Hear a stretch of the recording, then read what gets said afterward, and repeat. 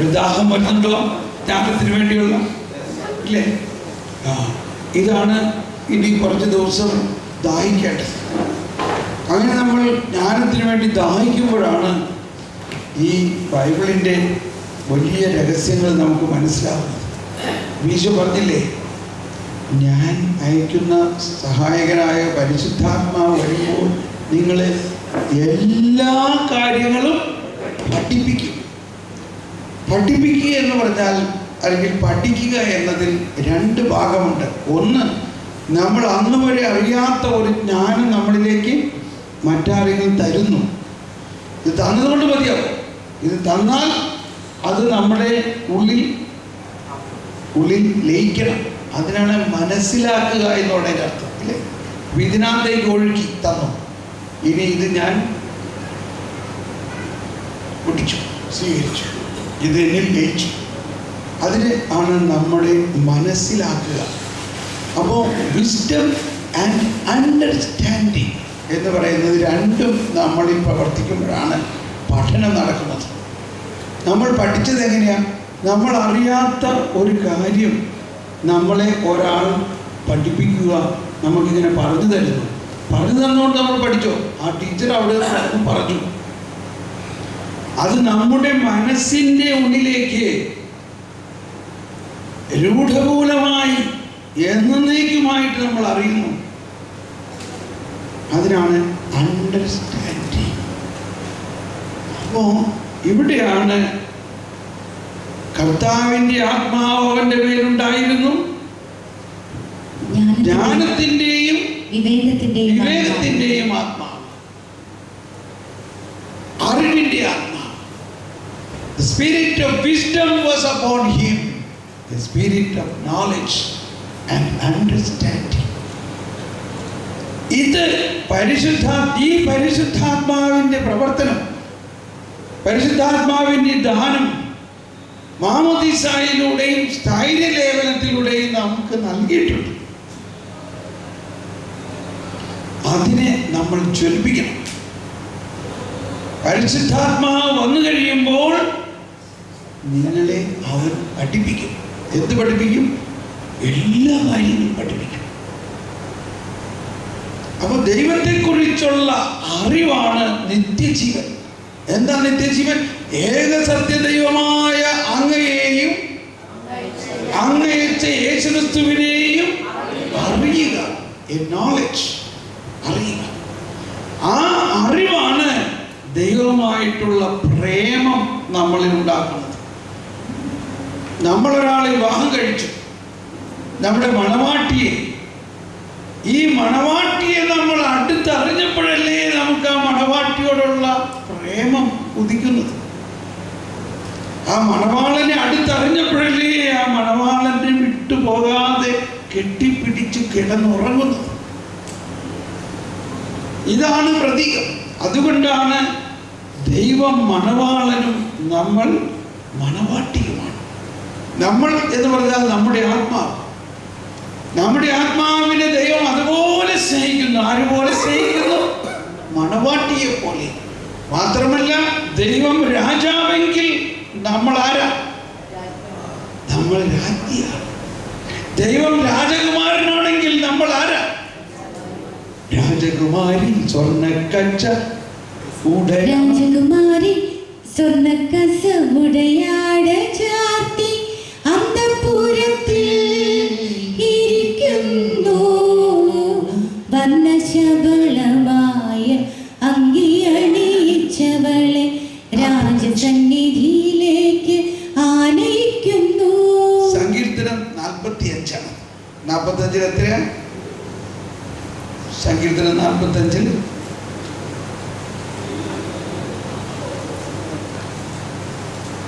രാജകുമാരി 13. സങ്കീർത്തനം 45:13 പടി. രാജകുമാരി സ്വർണ്ണക്കച്ച ഉടയാട ചാർത്തി അന്തഃപുരത്തിൽ ഇരിക്കുന്നു. വർണ്ണശബളമായ അങ്കിയണിയിച്ചവളെ രാജസന്നിധിയിലേക്ക് ആനയിക്കുന്നു. കന്യകമാരായ തോഴിമാർ അവൾക്ക് അകമ്പടി സേവിക്കുന്നു. ഇതാണ് നമ്മൾ അന്തഃപുരത്തിൽ ഇരുന്നാൽ മതിയോ? രാജകുമാരിയാണെന്നും പറഞ്ഞ് അന്തഃപുരത്തെ തോഴിമാരോടൊപ്പം ഇരുന്നാൽ മതിയോ? നമ്മൾ എവിടേക്ക് നീങ്ങണം? രാജസന്നിധിയിലേക്ക് നീങ്ങണം. അപ്പോൾ ആ രാജസന്നിധിയാണ് ദൈവത്തിനുമായിട്ടുള്ള സാന്നിധ്യവും ദൈവത്തിൻ്റെമായിട്ടുള്ള കൂട്ടായ്മയും ലയനവും. ഇത് 45-ാം സങ്കീർത്തനത്തിലാണെങ്കിൽ 42-ൽ കണ്ടോ? 42-ൽ നമ്മളുടെ ആത്മാവ് ദാഹിക്കുന്നങ്ങളിലേക്ക് ദൈവാത്മാവ് ചെന്നു കഴിയുമ്പോൾ നമ്മുടെ ആത്മാവിന് ദൈവത്തിലേക്കുള്ള ആഴമായ ഒരു ദാഹം ഉണ്ടാകും. ആഴത്തെ വിളിക്കുന്നു. Deep calls the deep. അപ്പോൾ ആദ്യത്തെ ഡെപ്ത് എന്ന് പറയുന്നത് ദൈവത്തിൽ നിന്നും തനതായി ഒഴുകുന്ന ദൈവത്തിന്റെ ജ്ഞാനം. വെളിവു നിറഞ്ഞോരീശോ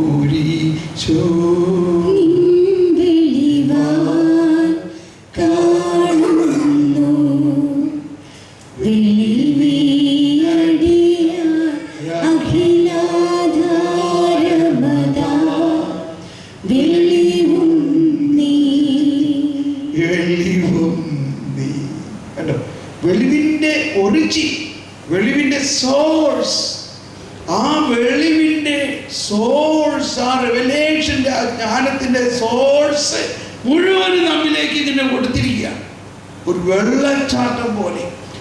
അത് നമ്മുടെ ആത്മാവിന്റെ ആഴങ്ങളിലേക്ക് ചെന്ന് കഴിയുമ്പോഴാണ് നമ്മുടെ ആത്മാവ് ഓടുകയാണ്. ഞാനത് ഹിന്ദിയിൽ എൻ്റെ അകത്ത് വരുന്നത്, जैसे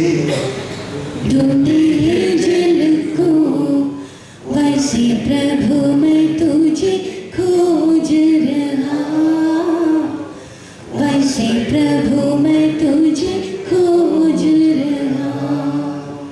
सोना चांदी तूने, सोना चांदी मुझको ना मांगो, सोना चांदी मुझको ना मांगो, मन तेरे प्रेम से भरता करो मैं, मन तेरे प्रेम से भरता रहो मैं, प्यासा हिरण जैसे ढूंढे है जल को, वैसे प्रभु मैं तुझे खोज रहा. നമ്മുടെ ആത്മാവിനെ ദാഹിക്കുകയാണ് ദൈവത്തിന് വേണ്ടി. പിന്നെ 63-ാം സങ്കീർത്തനത്തിലേക്ക് എത്തുമ്പോഴേക്കും പറയുകയാണ്, എൻ്റെ ആത്മാ അങ്ങയോടൊട്ടി, എൻ്റെ ആത്മാവ് അങ്ങയോടൊട്ടി ചേർന്നിരിക്കുന്നു,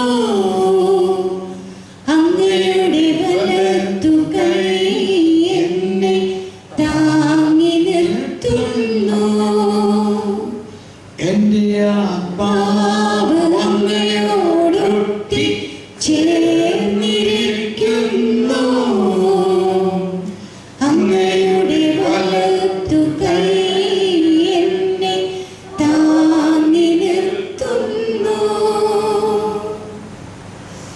അപ്പോൾ ഇതാ നമ്മുടെ ദൈവത്തിൽ നിന്നുള്ള നമ്മുടെ കാഴ്ചപ്പാടും സത്യവും. നമ്മൾ ഇങ്ങനെയാണിപ്പോൾ, ഇപ്പോഴത്തെ നമ്മുടെ അവസ്ഥ, ഈ സങ്കീർത്തനത്തിൽ പാടിയ അവസ്ഥ ഇപ്പോൾ നമ്മളിൽ പൂർണ്ണമായി കഴിഞ്ഞിരിക്കുന്നു. ദൈവാത്മാവ് നമ്മുടെ ആത്മാവിനോട് ഒട്ടിയിരിക്കുന്ന അവസ്ഥ. ഈ ഒട്ടിയിരിക്കുന്ന അവസ്ഥയാണെങ്കിലും നമ്മൾ അറിയുന്നില്ല അതിൻ്റെ ഡെപ്തും അതിൻ്റെ പ്രഭാവവും അതിൻ്റെ മഹത്വവും. അതിനെ പൗലോസ് പറയുകയാണ്, എഫേസ്യർ 1:17 പറയുകയാണ്, നമ്മുടെ കർത്താവായ യേശുക്രിസ്തുവിൻ്റെ പിതാവായ ദൈവം വെളിപാടിൻ്റെയും ജ്ഞാനത്തിൻ്റെയും ആത്മാവിന് നൽകിക്കൊണ്ട് നമ്മുടെ ആന്തരിക നയനങ്ങളെ പ്രകാശിപ്പിക്കട്ടെ. നമ്മുടെ കർത്താവായ യേശുക്രിസ്തുവിന്റെ ദൈവവും കിട്ടിയോ? എഫേഷ്യൻസ് ചാപ്റ്റർ 1, എഫേസോസ് 1:17 മുതൽ ഒന്ന് വായിക്കാം. നമ്മുടെ കർത്താവായ യേശുക്രിസ്തുവിന്റെ ദൈവവും മഹത്വത്തിന്റെ പിതാവുമായവൻ ജ്ഞാനത്തിന്റെയും വെളിപാടിന്റെയും ആത്മാവിനെ വെളിപ്പെടുത്തി തരുന്ന ആത്മാവ്. നമ്മുടെ അറിവ് കൊണ്ട് നമുക്ക് ദൈവത്തെ മനസ്സിലാവില്ല. ദൈവാത്മാവ് തന്നെ നമുക്ക് വെളിപ്പെടുത്തി തരണം ദൈവത്തെ കുറിച്ച്. കണ്ടിന്യൂ. നിങ്ങൾക്ക് പ്രദാനം ചെയ്തുകൊണ്ട് തന്നെ കുറിച്ചുള്ള പൂർണ്ണമായ അറിവിലേക്ക്, വെരി ക്ലിയർ അല്ലേ? തന്നെ കുറിച്ചുള്ള പൂർണ്ണമായ അറിവിലേക്ക് നിങ്ങളെ നയിക്കട്ടെ. എല്ലാവരും ഏറ്റു പറഞ്ഞുകൊണ്ട് ആ വചനം. നമ്മുടെ കർത്താവായ യേശുക്രിസ്തുവിന്റെ ദൈവവും മഹത്വത്തിന്റെ പിതാവുമായവൻ ജ്ഞാനത്തിന്റെയും വെളിപാടിന്റെയും ആത്മാവിനെ നിങ്ങൾക്ക് പ്രദാനം ചെയ്തുകൊണ്ട് തന്നെ കുറിച്ചുള്ള പൂർണ്ണമായ അറിവിലേക്ക് നിങ്ങളെ നയിക്കട്ടെ.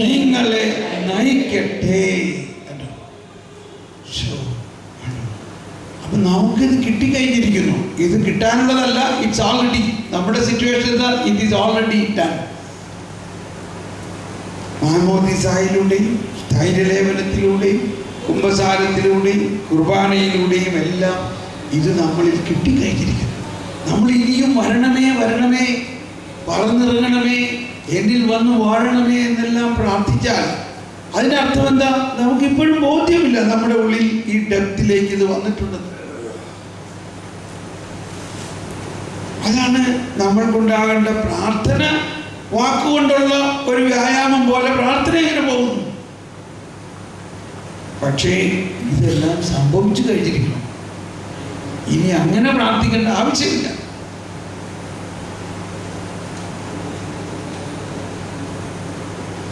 ഇപ്പോഴും 3 രാജാക്കന്മാര് യേശുവിനെ കണ്ടു കഴിഞ്ഞിട്ട് പിന്നെ നക്ഷത്രം ഉണ്ടായോ? അപ്പൊ എന്ന പോലെ നമ്മളിൽ യേശു ഈ ജ്ഞാനം നൽകി കഴിഞ്ഞിരിക്കുന്നു. ഇനി ആ ജ്ഞാനത്തിന്റെ പ്രവർത്തനത്തിന് നമ്മൾ സഹകരിച്ചാൽ മതി. ആ ജ്ഞാനത്തിന്റെ പ്രവർത്തനം എന്താണ്? യേശു ക്രിസ്തുവിനെ കുറിച്ചുള്ള പൂർണ്ണമായ വെളിവ്, പൂർണ്ണമായ അറിവ് നമുക്ക് തരും. എന്താണ് നിത്യജീവൻ? അങ്ങയച്ച ഏകസത്യ ദൈവമായ അവിടുത്തെയും അങ്ങയച്ച യേശു ക്രിസ്തുവിനെയും കുറിച്ചുള്ള വെളിവ്, അറിവ്. അതിന്റെ അടുത്ത ഭാഗം പറഞ്ഞിരിക്കുന്നത് മനോഹരമാണെന്ന് വായിച്ച് എഫേസ്യർ. ഏത് തരത്തിലുള്ള പ്രത്യാശയിലേക്കാണ് അവിടുന്ന് നിങ്ങളെ വിളിച്ചിരിക്കുന്നതെന്നും എന്നറിയാനും വിശുദ്ധർക്ക് അവകാശമായി അവിടുന്ന് വാഗ്ദാനം ചെയ്തിരിക്കുന്ന. കണ്ടോ? എന്താണ്? നമ്മുടെ പ്രാർത്ഥന കൊണ്ട് കിട്ടുന്നതല്ല, അവിടുന്ന് വാഗ്ദാനം ചെയ്തിരിക്കുന്ന മഹത്വത്തിന്റെ സമൃദ്ധി മനസ്സിലാക്കുവാനും നിങ്ങളുടെ ആന്തരിക നേത്രങ്ങളെ അവിടുന്ന് പ്രകാശിപ്പിക്കട്ടെ. അതുവഴി അവന്റെ പ്രാഭവ പൂർണ്ണമായ പ്രവർത്തനത്തിന് അനുസൃതമായി വിശ്വാസികളായ നമ്മിലേക്ക് പ്രവഹിക്കുന്ന അവന്റെ അപരിമേയമായ ശക്തിയുടെ മഹനീയത എത്രമാത്രമെന്ന് വ്യക്തമാകട്ടെ. ക്രിസ്തുവിനെ ശ്രദ്ധിക്കണം. എല്ലാവരും നിർത്തുക. ഒന്നുകൂടി അതൊന്ന് ഏറ്റുപറഞ്ഞ് വായിച്ച് എന്നിട്ട് അതിൻ്റെ അവസാനത്തിലേക്ക് പോകാം. അവിടെയാണ് ആ രഹസ്യം വെളിപ്പെടുത്തുന്നത്. ഏത് തരത്തിലുള്ള പ്രത്യാശയിലേക്കാണ് എല്ലാവരും കരം ഉയർത്തി ഏറ്റു പറഞ്ഞുകൊണ്ട് ഏത് തരത്തിലുള്ള പ്രത്യാശയിലേക്കാണ് അവിടുന്ന് നിങ്ങളെ വിളിച്ചിരിക്കുന്നതെന്ന് അറിയാനും വിശുദ്ധർക്ക് അവകാശമായി അവിടുന്ന് വാഗ്ദാനം ചെയ്തിരിക്കുന്ന മഹത്വത്തിന്റെ സമൃദ്ധി മനസ്സിലാക്കാനും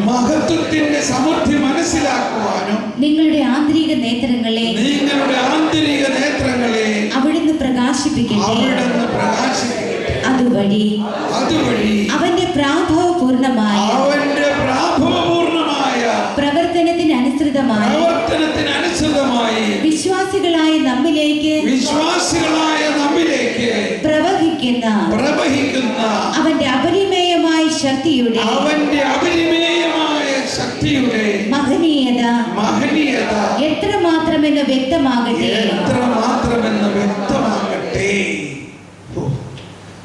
ഒന്നുകൂടി സാവധാനം വായിച്ചു നോക്കി. ആദ്യം പറഞ്ഞു കർത്താവും നമ്മുടെ കർത്താവും ആ യേശുക്രിസ്തുവിന്റെ പിതാവും മഹത്വത്തിന്റെ പിതാവുമായ ജ്ഞാനത്തിന്റെയും വെളിപാടിന്റെയും ആത്മാവിനെ നിങ്ങൾക്ക് പ്രദാനം ചെയ്തുകൊണ്ട് അപ്പൊ ഇതാണ് നമ്മുടെ ജ്ഞാനസ്നാനം. ഓക്കെ, സമ്മതിച്ചോ? ഇത് നമുക്ക് കിട്ടിക്കഴിഞ്ഞോ? അപ്പൊ ഇതാണ് ജ്ഞാനസ്നാനത്തിലൂടെ നമുക്ക് കിട്ടിയിരിക്കുന്നത്. ഇനി അതിന്റെ പ്രവർത്തനം എന്താണ്? അതിലൂടെ എന്ത് ചെയ്യാനാണ്? ആത്മാവിനെ നിങ്ങൾക്ക് പ്രദാനം ചെയ്തുകൊണ്ട് തന്നെ കുറിച്ചുള്ള പൂർണ്ണമായ അറിവിലേക്ക്. എന്താണ് ഇതിന്റെ പ്രധാന ഉദ്ദേശം? ദൈവത്തെ കുറിച്ചുള്ള പൂർണ്ണമായ അറിവ് നമുക്ക് കിട്ടണം.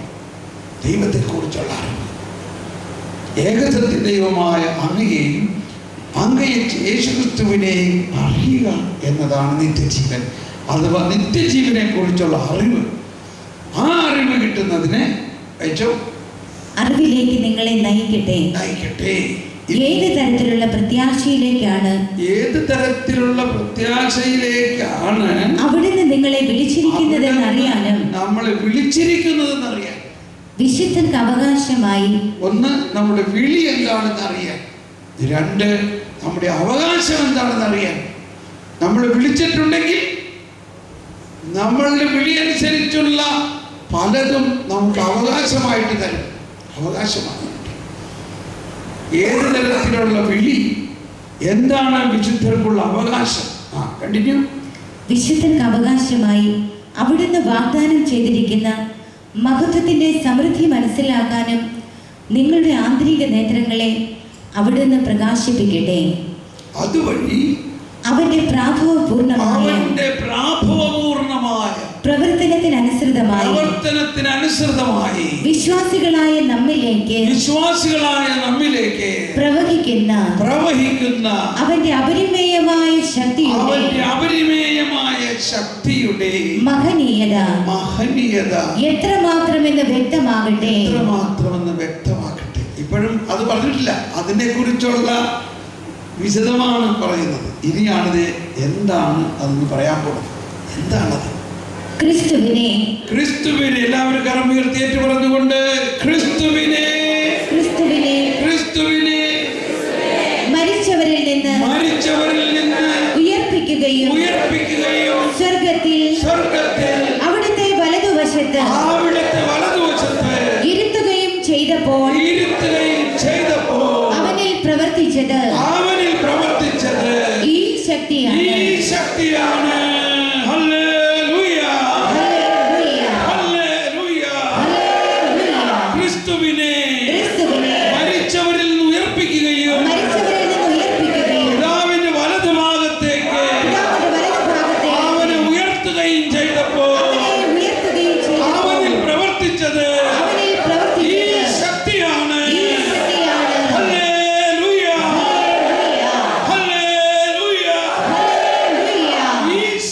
വിശ്വാസികളായ നമ്മൾ ഓരോരുത്തരിലേക്കും ഇപ്പോൾ പ്രവഹിക്കുന്നു എന്ന്.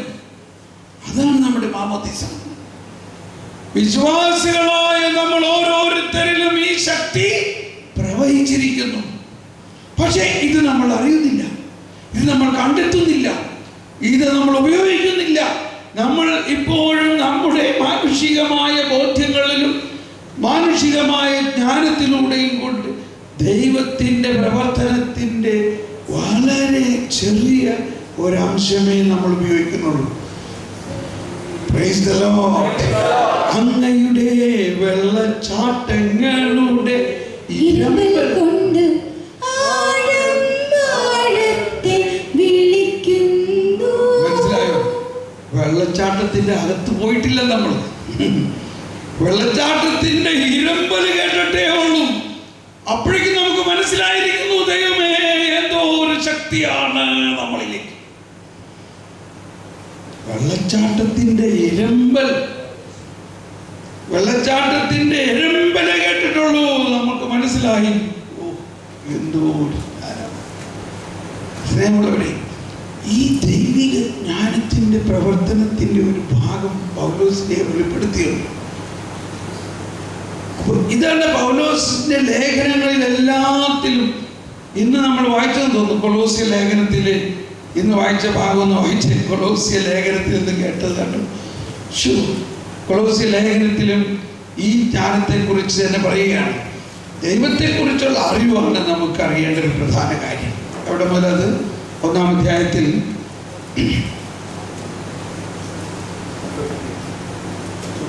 അവൻ അദൃശ്യനായ ദൈവത്തിന്റെ പ്രതിരൂപവും. നമ്പർ 1:15. അവൻ അദൃശ്യനായ ദൈവത്തിന്റെ പ്രതിരൂപവും എല്ലാ സൃഷ്ടികൾക്കും മുമ്പുള്ള ആദ്യജാതനുമാണ്. കാരണം അവൻ സ്വർഗത്തിലും ഭൂമിയിലുമുള്ള ദൃശ്യവും അദൃശ്യവുമായ എല്ലാ വസ്തുക്കളും സൃഷ്ടിക്കപ്പെട്ടു. തുടർന്ന് സിംഹാസനങ്ങളും ആധിപത്യങ്ങളും ശക്തികളോ അധികാരങ്ങളോ എന്തുമാകട്ടെ എല്ലാം അവനിലൂടെയും അവന് വേണ്ടിയുമാണ് സൃഷ്ടിക്കപ്പെട്ടത്. അവനാണ് എല്ലാറ്റിനും മുമ്പുള്ളവൻ. അവനിൽ സമസ്തവും സ്ഥിതി ചെയ്യുന്നു.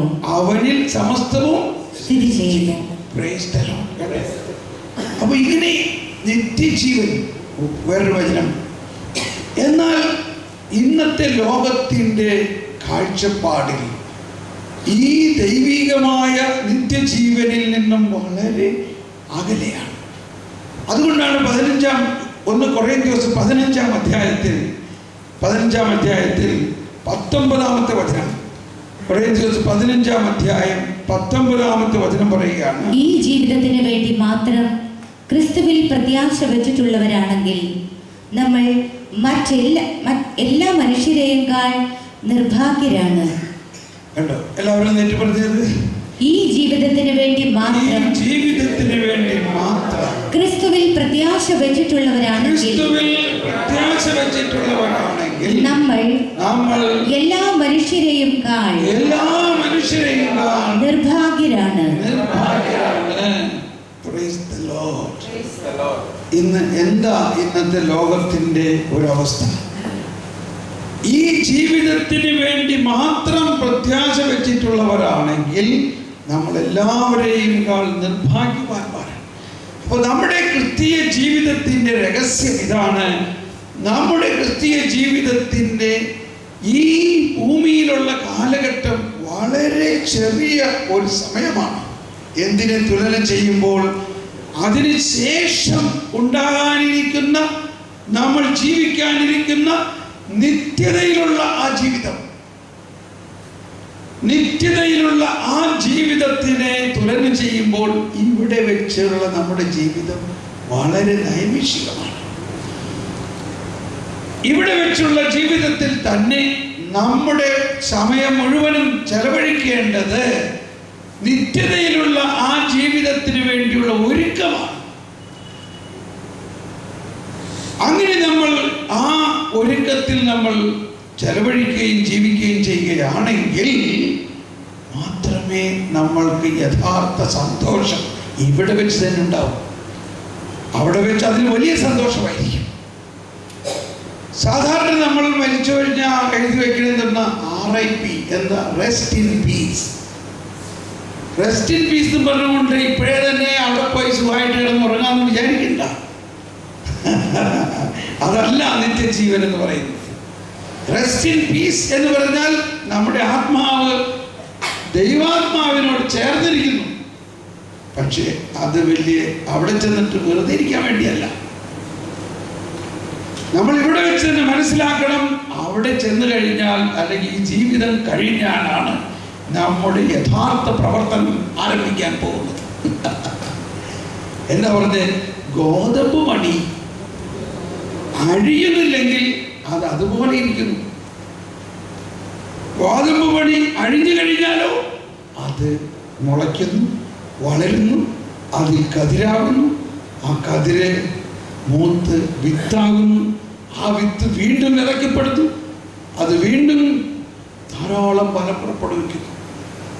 ഇതാണ് ക്രിസ്തീയ ജീവിതം. അതായത് ഞാനാകുന്ന നിങ്ങളാകുന്ന ഈ ഗോതമ്പ് മണി മരിക്കണം. അത് മരിച്ചു കഴിയുമ്പോൾ നമ്മുടെ ശരീരത്തിൻ്റെ ആ കൂടാരം, ആ മൺകുടം ഉടയും. ജ്ഞാനത്തിൻ്റെ പുസ്തകം 9 പറയുന്നുണ്ട്, ഈ കളിമൺ കൂടാരം ചിന്താശക്തിയും ബുദ്ധിയുമുള്ള നമ്മുടെ ആത്മാവിനെ ഞെരുക്കുകയാണ്. എന്നാൽ മരിച്ചു കഴിഞ്ഞാൽ ആ ഞെരുക്കൽ കിട്ടും. ഈ കളിമൺ കൂടാരത്തിന് പിന്നെ നമ്മുടെ ആത്മാവിനെ ഞെരുക്കാൻ പറ്റില്ല. നമ്മുടെ ആത്മാവ് ദൈവഹിതമനുസരിച്ച് ധാരാളം പ്രവർത്തിക്കാനുള്ള ഏറ്റവും വലിയ ഓപ്പർച്യൂണിറ്റി ആയിരിക്കും. നമ്മുടെ ആത്മാവിലേക്ക് ഒഴുകി ദൈവത്തിന്റെ ജ്ഞാനം ഈ പ്രപഞ്ചം മുഴുവനിലേക്കും പ്രവർത്തിക്കാം. വായിച്ചേ, ജ്ഞാനത്തിന്റെ പുസ്തകം 9-ാം അധ്യായത്തിൽ 15-ാമത്തെ വചനം പറയുന്നു, ഈ കളിമൺ കൂടാരം ചിന്താശീലമുള്ള മനസ്സിനെ ഞെരുക്കുന്നു. നമ്മളിൽ അക്ഷയമായ ഒരു നിധിയുണ്ട്. ജ്ഞാനം അക്ഷയമാണ്, നമ്മുടെ ആത്മാവും അക്ഷയമാണ്. അക്ഷയമായ നമ്മുടെ ആത്മാവിലേക്ക് ഒഴുകുന്ന ദൈവത്തിൻ്റെ ജ്ഞാനമാണ്. അത് മാത്രമേ നമ്മൾ ഈ ഭൂമിയിൽ നിന്ന് കൊണ്ടുപോകാൻ പോകുന്നുള്ളൂ. കണ്ടോ, ഇവിടെ എറണാകുളം പട്ടണത്തിൽ അങ്ങ് ഇറങ്ങിക്കഴിഞ്ഞാൽ എന്താ കാണുന്നത്? മുഴുവൻ അക്ഷയമായ ജ്ഞാനത്തിനെ കുറിച്ചുള്ള അഡ്വർടൈസ്മെന്റ് ആണോ കാണുന്നത്? അവിടെയെല്ലാം പടം വരച്ചു വെച്ചിരിക്കുന്ന കുറെ ബിൽഡിങ്ങുകളുടെ പടം ഇല്ലേ? പടം മാത്രമേ ഉള്ളൂ. അവിടെ യഥാർത്ഥമായിട്ട് ചെന്ന് നോക്കിയാൽ ഇപ്പൊ അവിടെ എല്ലാം കുളമായിരിക്കും. പക്ഷേ ഇപ്പോൾ അത് പടമാണ്. വലിയ സ്വർണ്ണക്കടകൾ, വലിയ ആഡംബരമുള്ള തുണിക്കടകൾ, ഇതെല്ലാം മാത്രമേ ഇവിടെ പരസ്യം കാണുന്നുള്ളൂ. എന്നാൽ ഇതെല്ലാം നമുക്ക് കൊണ്ടുപോകാൻ പറ്റുമോ? എന്തോരം വലിയ വീടുകളും എന്തോരം വലിയ വലിയ കൊട്ടാരങ്ങൾ പോലെയുള്ള ഭവനങ്ങളെല്ലാം പണിതെങ്കിലും ഇത് കൊണ്ടുപോകാൻ പറ്റുമോ? നിങ്ങൾ ഈ ജീവിതത്തിനെ മാത്രം ലക്ഷ്യം വെച്ചുകൊണ്ടാണ് ജീവിക്കുന്നതെങ്കിൽ നിങ്ങൾ എല്ലാവരെയും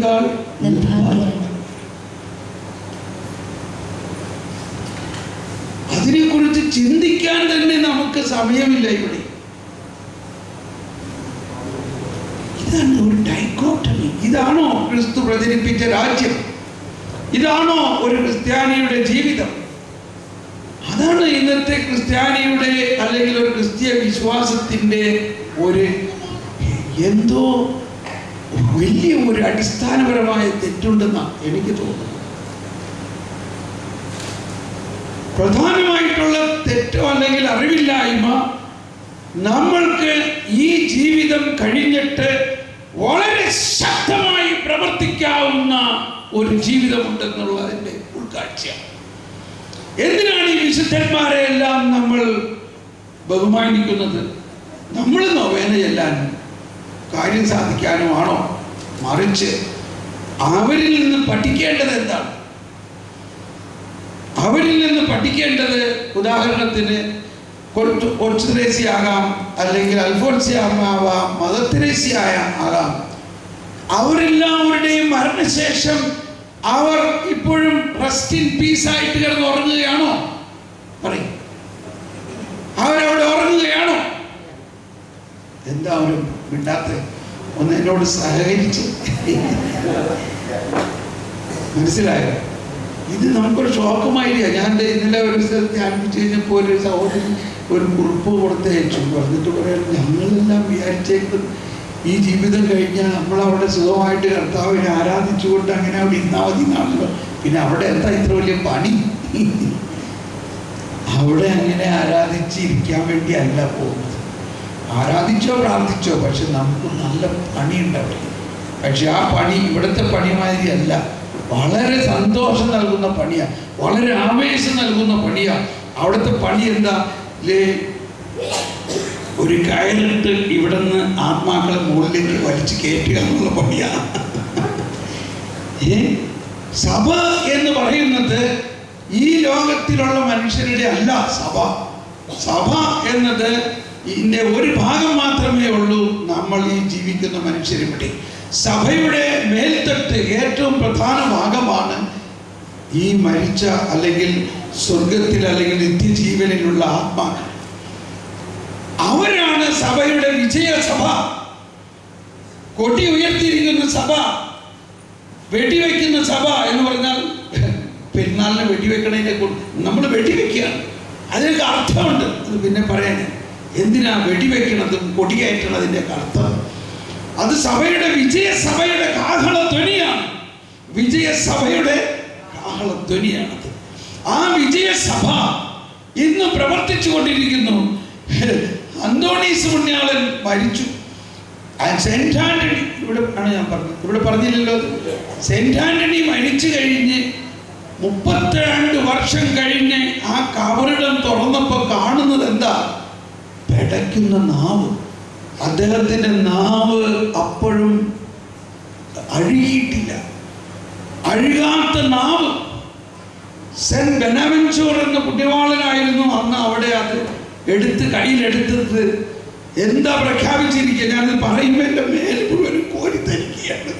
എന്താ പറയുക? ഈ നാവുകളാണ് കർത്താവിൻ്റെ വചനം അതിശക്തമായി പ്രഘോഷിച്ച നാവുകൾ. ആ നാവുകളുടെ പ്രഘോഷണം നിലച്ചോ? അന്തോണി മരിച്ചിട്ടും നിലച്ചിട്ടില്ല. അന്തോണി ഇപ്പോഴും പ്രസംഗിച്ചുകൊണ്ടിരിക്കുന്നുണ്ടോ ഇല്ലയോ? അന്തോണി ഇപ്പോഴും അത്ഭുതം പ്രവർത്തിച്ചു കൊണ്ടിരിക്കുന്നുണ്ടോ? അതുകൊണ്ടല്ലേ എറണാകുളത്ത് ട്രാഫിക് ജാം. മനസ്സിലായി? ഇവിടുത്തെ ട്രാഫിക് ജാം എന്താണ്ടാവുന്നത്? ടൗണിൽ ചൊവ്വാഴ്ച. എന്തുകൊണ്ടാ? അന്തോണി ശക്തമായിട്ട് പ്രവർത്തിക്കുന്നത്. നമ്മൾ ഇതൊക്കെ ഓർക്കുമ്പോൾ മനസ്സിലാക്കേണ്ടത് എന്താ? മരിച്ചവർ അവിടെ RIP ആയിട്ട് വിശ്രമിക്കുകയല്ല.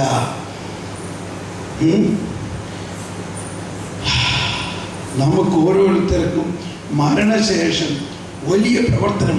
ഈ വിശുദ്ധന്മാരെല്ലാവരെയും കുറിച്ച് ചിന്തിക്കേണ്ടത് അവരെക്കാൾ വലിയ വിശുദ്ധർ അവിടെയുണ്ട്.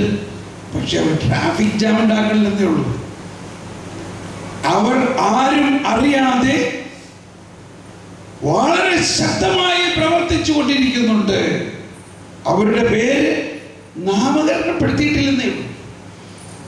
എന്ന് പറഞ്ഞാൽ ഇപ്പൊ നമ്മളുടെ തോട്ടത്തിൽ ധാരാളം പുഷ്പങ്ങളുണ്ടെന്ന് പറഞ്ഞുകൊണ്ട് നമ്മൾ കർത്താവിൻ്റെ മേശയിൽ അല്ലെങ്കിൽ ആരാധന സ്ഥലത്തേക്ക് അത് മുഴുവൻ കൊണ്ടുവരില്ലല്ലോ. അതിനകത്ത് 2-3 പറിച്ച് ഇവിടെ ഫ്ലവർ വാസിൽ വെച്ച് ഈശോരെടുത്ത് കൊണ്ടുവരും. എന്നുപോലെയാണ് വിശുദ്ധന്മാർ എന്ന് വിചാരിച്ചുകൊണ്ട് വീട്ടിൽ നിൽക്കണ മറ്റേ പുഷ്പങ്ങൾ മോശമാണോ?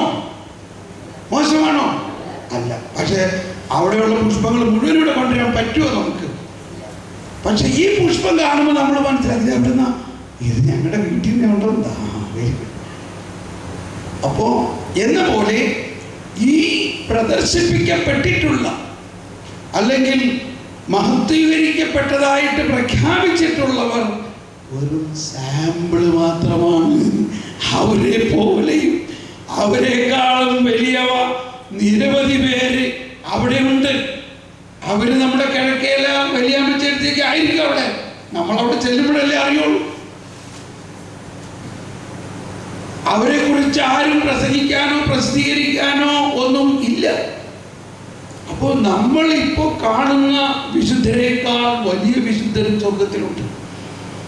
ഇവരെ തന്നെ നമ്മളെ കാണിച്ചിരിക്കുന്നത് അവരുടെ പ്രവർത്തനം കണ്ട് പഠിക്കണം. എപ്പോൾ പഠിക്കണം? നമ്മൾ ഇപ്പം പഠിക്കണം. ഇതാണ് സ്വർഗത്തിൽ നമുക്ക് ചെയ്യാനുള്ള ജോലി. അത് പഠിച്ച ചിലവർ കൊച്ചു ത്രേസ്യ കൊച്ചായിരുന്നപ്പോൾ തന്നെ അവളുടെ ഒരേ ഒരു ആഗ്രഹം, എനിക്ക് വേഗം സ്വർഗത്തിൽ പോകണം. എന്തിനാണ്? ഇവിടെ ഇരുന്ന് പ്രാർത്ഥിക്കുന്നതിനേക്കാളും ഇവിടെ ഇരുന്ന് പ്രവർത്തിക്കുന്നതിനേക്കാളും വലിയ പോസിബിലിറ്റിയാണ് സ്വർഗത്തിൽ ഇരുന്നു കൊണ്ട് ലോകം മുഴുവനെയും സുവിശേഷവൽക്കരിക്കാൻ. ഞാൻ ഈ ലിസിയോയിൽ പോയി താമസിച്ചിട്ടുള്ളതാണ്. കൊച്ചു ത്രേസ്യയുടെ വീട്ടിലിരുന്ന് പ്രാർത്ഥിച്ചിട്ടുള്ളതാണ്. ആ ഭവനത്തിലും ആ ചാപ്പലിലും ആ ഗ്രാമത്തിലും നിരവധി ദിവസങ്ങളിരുന്ന് പ്രാർത്ഥിച്ചിട്ടുള്ളതാണ് ഞാൻ. അത് കഴിഞ്ഞ് ഈ നാട്ടിൽ, നമ്മുടെ നാട്ടിൽ വന്ന് നോക്കിയപ്പോൾ എന്താ, എല്ലാ വീട്ടിലും കൊച്ചു ത്രേസ്യ ഉണ്ട്. ഉണ്ടോയില്ലയോ? കൊച്ചു ത്രേസ്യയെ കുറിച്ച് അറിയാത്ത ഒരാളും നമ്മുടെ ഈ കേരളത്തിലെ ഗ്രാമപ്രദേശത്ത് പോലും ഇല്ല. എങ്ങനെ ഇത് സംഭവിച്ചു? ഇവള് ലോകം മുഴുവനും പോയി പ്രസംഗിക്കുകയും ചെയ്തിട്ടുണ്ടോ? അവൾ ആ ഗ്രാമത്തിൽ അവിടെയുള്ള ക്ലോസ്റ്റഡ് കോൺവെന്റ് അവിടെയുള്ള മിണ്ടാമഠത്തിലാണ്. മിണ്ടാമഠത്തിൽ പ്രവേശിക്കുക എന്ന് പറഞ്ഞാൽ ഒരു പ്രാവശ്യം അതിൻ്റെ അകത്ത് പ്രവേശിച്ചാൽ പിന്നെ പുറത്തേക്ക് വരുന്നത് പെട്ടിയിലാണ്. മനസ്സിലായി പറഞ്ഞു? ഒരു പ്രാവശ്യം അകത്ത് കയറിയാൽ പുറത്ത് നടന്നിട്ട് വരാൻ പറ്റില്ല. എങ്ങനെ വരിക? പെട്ടിയിലാക്കി കഴിയുമ്പോഴേ വരാൻ പറ്റുള്ളൂ. അതായത് ജീവിതകാലം മുഴുവൻ. ഇത് ഞാൻ പറയുമ്പോൾ അവളുടെ ആ അവസാനത്തെ ദിവസം അവളെ പെട്ടിയിലാക്കി അതിൻ്റെ അകത്തുനിന്ന് ഒരു ദ്വാരമുണ്ട് പോലും, അതിൻ്റെ അകത്ത് കൂടി ഇങ്ങനെ പുറത്തേക്ക് തള്ളും. അപ്പോൾ അവിടെ പുറത്ത് പള്ളിയിലെ വികാരിയച്ഛൻ, കപ്പിയാരും വേറെ ആരും നാട്ടുകാരും ആരുമില്ല അവിടെ. അപ്പം മരിച്ചുപോയി. ബാക്കിയുള്ള സിസ്റ്റേഴ്സ് എല്ലാം ക്ലോസ്റ്ററിലാണ് താൻ. പിന്നെ കാര്യമായിട്ട് ആരും ഉണ്ടായില്ല. 5-6 പേര് ആ പെട്ടി ഏറ്റെടുത്ത് അവിടെ കൊണ്ട് അടക്കി. കുറച്ച് ദിവസം കഴിഞ്ഞപ്പോഴല്ലേ ഭയങ്കര സുഗന്ധം വരുന്നു. എവിടുന്നാ ഈ സുഗന്ധം വരുന്നത്? ലിസിയു പ്രദേശത്ത് മുഴുവനും റോസാപ്പൂവിന്റെ സുഗന്ധം. എവിടുന്നാ ഈ സുഗന്ധം വരുന്നത്? നോക്കുന്നു എല്ലാവരും ആ കുഴിയിൽ നിന്ന്, ആ കബറിടത്തിൽ ഇതാ സാവധാനം ലോകം മുഴുവനും അവിടേക്ക് വരുന്നു. ആളുകൾ വരുന്നു, അച്ഛന്മാർ വരുന്നു, കന്യാസ്ത്രീമാർ വരുന്നു, ബിഷപ്പുമാർ വരുന്നു, കർദിനാൾമാർ വരുന്നു, പോപ്പ് വരുന്നു. വിശുദ്ധന്മാരെ പ്രവർത്തിക്കുന്നുണ്ടോ? അപ്പോൾ മരണാനന്തര ജീവിതത്തിൽ അത്ഭുതകരമായി പ്രവർത്തിക്കാനുള്ള ഒരു ജീവിതമാണ് മരണാനന്തര ജീവിതം എന്നത്. ഇവിടെ ജീവിച്ചിരിക്കുമ്പോൾ മനസ്സിലാക്കുകയാണെങ്കിൽ മരണത്തെക്കുറിച്ച് യാതൊരു ഭയമുണ്ടാവുകയില്ല. പെട്ടെന്ന് പോകാൻ നമുക്ക് തോന്നും. കൊച്ചു ത്രേസ്യ മരിക്കുന്ന സമയത്തും എല്ലാവരും കരയുമ്പോൾ പറഞ്ഞു, നിങ്ങൾ എന്തിനാ കരയുന്നത്? ഇതിലേക്ക് വേണ്ടിയല്ലേ നമ്മൾ ഇത്രയും ആഗ്രഹിച്ചിരുന്ന് ഒരുങ്ങിയത്? ഞാൻ മരിക്കുകയല്ല, ഞാൻ ജീവിക്കാൻ പോവുകയാണെങ്കിൽ നിത്യമായിട്ട് ജീവിക്കാൻ പോവുകയാണ്. ഇതല്ലേ ക്രിസ്തീയ ആധ്യാത്മികതയുടെ മർമ്മം. ഈ കുറച്ച് ദിവസം മുമ്പ് ഞാൻ ഓസ്ട്രിയയിൽ ധ്യാനിപ്പിച്ചുകൊണ്ടിരിക്കുമ്പോൾ ഒരു സഹോദരി ഒരുപാട് പ്രശ്നങ്ങളൊക്കെ ആയിട്ട് എൻ്റെ അടുത്ത് ധ്യാനത്തിന് വന്നതാണ്. ഒരുപാട് പ്രശ്നങ്ങൾ. അപ്പോൾ അവൾ പറയാണ്, അവള് ഇന്ത്യയിൽ വന്ന് ഇവിടുത്തെ എല്ലാ ഗുരുക്കന്മാരുടെയും ആശ്രമങ്ങളിലെല്ലാം പോയി കഴിഞ്ഞിട്ട് വന്നിരിക്കണം. അപ്പോൾ ഞാൻ അവസാനം അവളോട് സംസാരിച്ച് ഈശോയെക്കുറിച്ചൊക്കെ പറഞ്ഞ് അവൾ ഈശോയെ വിശ്വാസമായി, മാമോദീസായെക്കുറിച്ച് പറഞ്ഞു.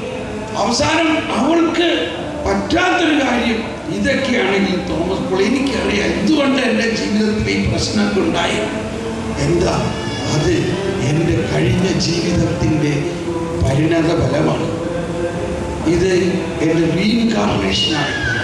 ഈ പ്രശ്നത്തിൻ്റെ എല്ലാം കാരണം എൻ്റെ കഴിഞ്ഞ ജീവിതമാണ്. ആദ്യം എനിക്കത് ഞാൻ നമ്മളിങ്ങനെ ചിന്തിക്കണേയില്ല. പിന്നെയാണ് പറഞ്ഞത്, you don't understand about reincarnation. ഈ എന്തായാലും പറയാ പുനർജന്മത്തെ കുറിച്ച് അറിയില്ലേ? അപ്പൊ ഞാൻ അവളോട് പറഞ്ഞു, സഹോദരി, that is the point.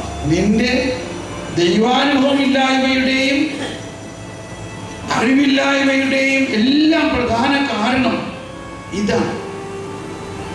നീ ദൈവത്തിന്റെ സാദൃശ്യത്തിൽ ഛായയിലും സൃഷ്ടിക്കപ്പെട്ട വ്യക്തിയാണ്. ദൈവത്തിന് പുനർജനനമുണ്ടോ? ദൈവം മരണമില്ലാത്തവനും ജനനമില്ലാത്തവനും അനന്തനുമായ ദൈവത്തിന്റെ സാദൃശ്യത്തിലാണ് മനുഷ്യൻ. മനുഷ്യാത്മാവ്, മനുഷ്യൻ അവന്റെ ആത്മാവും ഒരിക്കലും നശിക്കുന്നില്ല. എന്ത് നീ പറയുന്നത്? എനിക്കൊന്നും മനസ്സിലാവുന്നില്ല. നീ മനസ്സിലാവുന്നില്ല എന്ന് പറഞ്ഞാൽ that is the best thing. നീ അതൊന്ന് ശരിക്കും പറയാം. പക്ഷെ എന്നോടല്ല പറയേണ്ടത്. ദൈവമേ, എനിക്ക് മനസ്സിലാകുന്നില്ല, എനിക്കറിയുന്നില്ല, നീ എനിക്ക് ആ ജ്ഞാനം തരണമേ. കാരണം എത്ര പറഞ്ഞാലും അത് മനസ്സിലാവില്ല. ഇതൊരാളുടെ അടുത്ത് കാര്യം കൂടിയാൽ അതാണ് അന്ധത, ഇഗ്നറൻസ് അബൌട്ട് ഗോഡ്. ദൈവത്തെക്കുറിച്ചും നമ്മളെക്കുറിച്ചുമുള്ള അന്ധത, മനുഷ്യന്റെ അസ്തിത്വത്തെക്കുറിച്ചുള്ള അന്ധത എന്ന് പറയുന്നത് മരണാനന്തര ജീവിതം, അവന്റെ ജീവിതത്തിന് ഒരു പുനർജന്മമുണ്ടെന്നും അവരുടെ ജീവിതം നശിക്കണമെന്നാണെന്നോ വിചാരിക്കുകയാണെങ്കിൽ അത് അന്ധതയാണ്. ഞാനപ്പോൾ എന്ത് ചെയ്യണം? ഞാൻ തലയിൽ കൈവച്ചങ്ങ് പ്രാർത്ഥിച്ചു. ദൈവമേ, നീ പറഞ്ഞിട്ടുള്ളതാണ്, ഇവളിൽ പ്രകാശം വരട്ടെ എന്ന് പ്രാർത്ഥിക്കുകയും ഒരു ഡെലിവറൻസ്, ഈ അന്ധകാരത്തിന്റെ ഈ അശുദ്ധാത്മാവ് അവളെ വിട്ട് പോകട്ടെ എന്ന് പ്രാർത്ഥിച്ചു. പിറ്റേ ദിവസം അവള് വന്നിട്ട് പറയുന്നു, ഐ ആം ഇല്യൂമിൻഡ്. അവള് പറഞ്ഞെന്താ? I am illumined. എൻ്റെ അകത്ത് എന്തോ ഒരു വലിയ പ്രകാശം ഞാൻ കാണും. ഇപ്പൊ എനിക്ക് മനസ്സിലായി നീ പറഞ്ഞത് എന്താണ്. ഇപ്പൊ എനിക്ക് മനസ്സിലായി എൻ്റെ മാമോദീസായിൽ എന്താ സംഭവിച്ചിരിക്കുന്നത്. ഇപ്പൊ എനിക്ക് മനസ്സിലായി ഒരു ക്രിസ്ത്യാനിയും മറ്റുള്ള വിശ്വാസവും തമ്മിലുള്ള വ്യത്യാസം എന്താണ്. അപ്പൊ നമ്മുടെ വിശ്വാസത്തിന്റെ ഏറ്റവും വലിയ അക്ഷയം അവനുടെ ആത്മാവിൻ ഉത്തമ രക്ഷയുമേകുന്നു. അപ്പൊ നമ്മുടെ നമുക്ക് ഉണ്ടാകേണ്ട വലിയ ഒരു ഉൾക്കാഴ്ച ഇതാണ്. നമ്മൾ ഈ ജീവിക്കുന്നത് മുഴുവനും ഈ ലോകത്തിലെ നേടി നശിക്കാനുള്ള കാര്യത്തിന് വേണ്ടി അല്ല ജീവിക്കേണ്ടത്, മറിച്ച് പരലോകത്തിൽ അനന്തതയിലേക്ക് ശേഖരിക്കാവുന്ന ദൈവത്തിന്റെ ജ്ഞാനത്തെ ഇന്ന് നമ്മളുടെ ആത്മാവിൽ നിറയ്ക്കണം. കൊച്ചു ത്രേസ്യ ഇന്ന് വേദപാരംഗതയാണ്. കൊച്ചു ത്രേസ്യയുടെ ജ്ഞാനം അവൾ ലോകത്തിൽ ഒരുപാട് പേർക്ക് ഇപ്പോൾ പകർന്നു കൊടുത്തുകൊണ്ടിരിക്കുന്നു, ഇല്ലേ? എന്നപോലെ അമ്മ ത്രേസ്യാകാം, അൽഫോൻസാമ്മ, ഇവരെല്ലാം. അപ്പൊ നമ്മൾ ഇവിടെ വെച്ച് നേടേണ്ട ഏറ്റവും പ്രധാന ഒന്ന് ദൈവത്തെ കുറിച്ചുള്ള ജ്ഞാനം കൊണ്ട് നമ്മുടെ ആത്മാവ് നിറച്ചാൽ നമ്മുടെ ആത്മാവിന് വീര്യം കൂടുകയും ആ വീര്യം ഇവിടെ വെച്ച് തന്നെ നമുക്ക് ഉപ്പായിട്ടും പുളിപ്പായിട്ടും പ്രകാശമായിട്ടും ലോകം മുഴുവനും പരത്താൻ സാധിക്കുക മാത്രമല്ല, മരണാനന്തരത്തിൽ നമ്മുടെ മരണശേഷം നമ്മളെ വളരെ ശക്തമായ പ്രഘോഷണത്തിന് ഉള്ള ഒരുക്കമായിരിക്കുക. ഈ ഉൾക്കാഴ്ച ഉണ്ടെങ്കിൽ നമുക്ക് എന്തോ ഒരു ആവേശമായിരിക്കും അറിയാം. മാത്രമല്ല, നമ്മൾ ഇവിടത്തെ ഈ ലോകത്തിലെ ലക്ഷ്യം വെച്ചുകൊണ്ട് കാണിച്ചു കൂട്ടുന്ന അവയെല്ലാത്തിൻ്റെയും പ്രധാന നഷ്ടം സമയം നഷ്ടപ്പെടുത്തുകയാണ്. വെറും സമയം നഷ്ടപ്പെടുത്തുന്നു. ഞാൻ എപ്പോഴും പ്രാർത്ഥിക്കുകയാണ്, എനിക്കൊരു 24 മണിക്കൂറിൽ കൂടുതൽ സമയം ഒരു ദിവസം ഉണ്ടായിരുന്നെങ്കിൽ എന്തോരം കാര്യം ചെയ്യാം. അതുകൊണ്ടാണ് കുറെ കഴിയുമ്പോൾ എന്നാൽ ശരി നിങ്ങൾ പോരെ, പിന്നെ ഇനി ഇവിടുത്തെ സമയത്തിന്റെ അധീനത്തിലല്ലല്ലോ നമ്മൾ. അപ്പോഴാണ് നമ്മൾ മരിക്കുന്നത്. ഇപ്പൊ എനിക്ക് ഇപ്പൊ എന്നെ കൊണ്ടുപോകുകയാണെങ്കിൽ ഐ ആം സോ ഹാപ്പി. പക്ഷേ കർത്താവ് പറയാണ്, നീ ഇവിടെ കുറച്ച് കാര്യം കൂടി ചെയ്യാനുണ്ട്, എന്നിട്ട് നിന്നെ കൊണ്ടുപോകണം. ഇവിടെ ആയാലും അവിടെ ആയാലും നീ എൻ്റെ കൂടെ തന്നെയല്ലേ. എങ്ങനെയാണെങ്കിൽ നമ്മൾ നിത്യതയെ കുറിച്ചുള്ള, ഞാൻ എവിടത്തെ പ്രോഫിറ്റാണ്, ഞാൻ എവിടത്തെ ജോലിക്കാരനാ, ഞാൻ സ്വർഗത്തിന്റെ ബ്രാഞ്ച് ഓഫ് പീസാണ് ഞാൻ. ആണോ? സ്വർഗത്തിന്റെ കാര്യങ്ങൾ ഈ ഭൂമിയിൽ പറയണം, സ്വർഗത്തിലുള്ള കാര്യങ്ങളെ ഈ ഭൂമിയിൽ വെളിപ്പെടുത്തണം. അതുകൊണ്ട് സ്വർഗത്തിന്റെ ആത്മാവിനെ നമ്മുടെ ആത്മാവിൽ തലയിക്കൊണ്ട് നമ്മളെ അയച്ചിരിക്കുകയാണ്. നീ എൻ്റെ ശാഖയാണ്, നീ ഈ സ്വർഗത്തിന്റെ രഹസ്യങ്ങൾ എല്ലാവരോടും പറയുക. അപ്പൊ എൻ്റെ ശമ്പളം എവിടെയാണ്? സ്വർഗത്തിന്റെ അക്കൗണ്ടിലാണ്. അപ്പൊ നമ്മൾ ഓരോരുത്തരുടെയും ദൗത്യത്തിന്റെ ഒരു മാനമാണ്.